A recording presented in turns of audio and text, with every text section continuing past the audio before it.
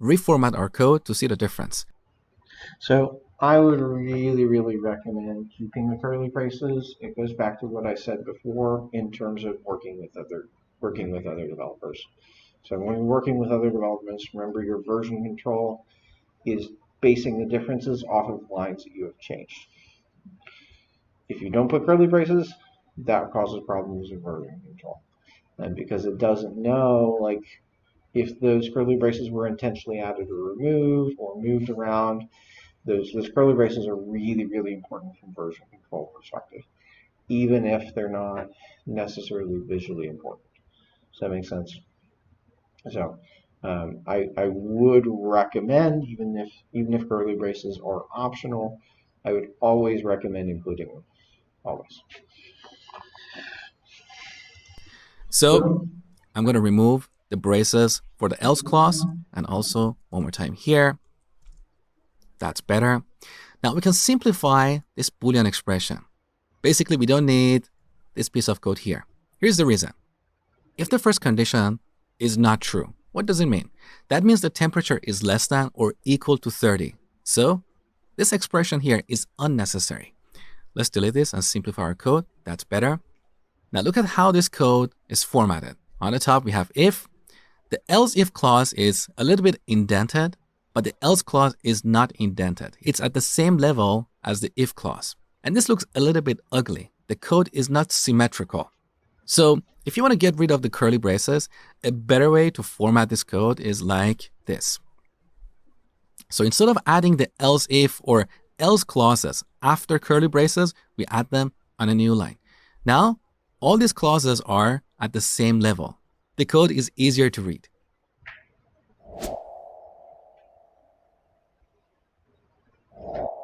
In this tutorial, I'm going to show you a very cool technique for simplifying if statements. So let's start by declaring a variable called income and set it to 120,000. Now here we can use an underscore in between these 3 digits to make our code more readable. Now let's say we want to declare a Boolean variable called has high income. If the income is more than $100,000, we want to set this to true. Otherwise, we want to set this to false. So here we can write an if statement like this. If income is greater than $100,000, we want to set has high income to true. However, we get a compilation error here. Let's take a look. Declaration not allowed here. So we cannot declare a variable here. We can only declare variables inside code blocks, like this code block over here. So to declare this variable, we need to add curly braces to define a new code block. Now we have a different problem. This variable that we have defined is scoped to this code block, so it's only available here. We cannot access it outside of this block. Let me show you. So if we print has high income, you can see we have a compilation error, cannot resolve symbol has high income, because this variable is not available outside of the block in which it's declared. So to solve this problem, we can declare this variable outside of this block, Boolean has high income, and then we can simply set it to true in this block. Now we don't need these braces anymore, so let's simplify the code. We add an else clause, otherwise we set has high income to false. Let's remove this print method, we don't need it anymore. So this is one way to implement this scenario, but this code looks very amateurish. A professional programmer doesn't write code like this. Let's improve it step by step. One way to improve this is to give this Boolean variable an initial value. For example, we can set it to false initially, and then we implement this condition. So if the income is more than $100,000, then we set this variable to true. With this, we no longer need this else clause. So that was one improvement, but it's still not ideal. In situations like this, we can completely get rid of this if statement here. Let me show you. Instead of hard coding false here, we type our expression. Income is greater than $100,000. So here we have a Boolean expression.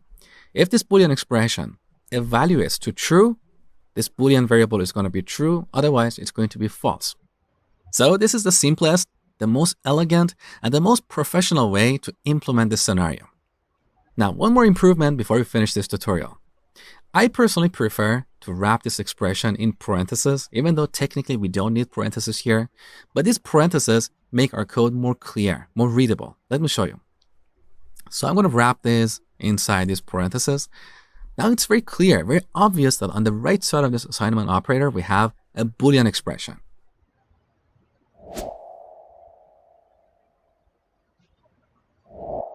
In this tutorial, we're going to look at the ternary operator in Java. So we're going to continue with the example from the last tutorial. We have this income variable. Imagine this is the income of our customers. Now, depending on their income, we want to put these customers in different classes. If their income is more than $100,000, we want to put them in the first class. Otherwise, we want to put them in the economy class. So here's one way to implement the scenario. We declare this string variable, class name. Note that we cannot call this class because class is a reserved keyword. So class name. Now, we write our first condition. If income is greater than $100,000, we set class name to first.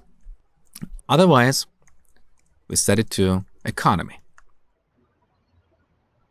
Now, as you learned in the last tutorial, this code looks very amateurish. A professional programmer doesn't write code like this. So one way to simplify this is to give this variable an initial value. So we assume they are in the economy class, and then we check this condition. If this condition is true, we put them in the first class. So with this, we can get rid of this else clause. That is better.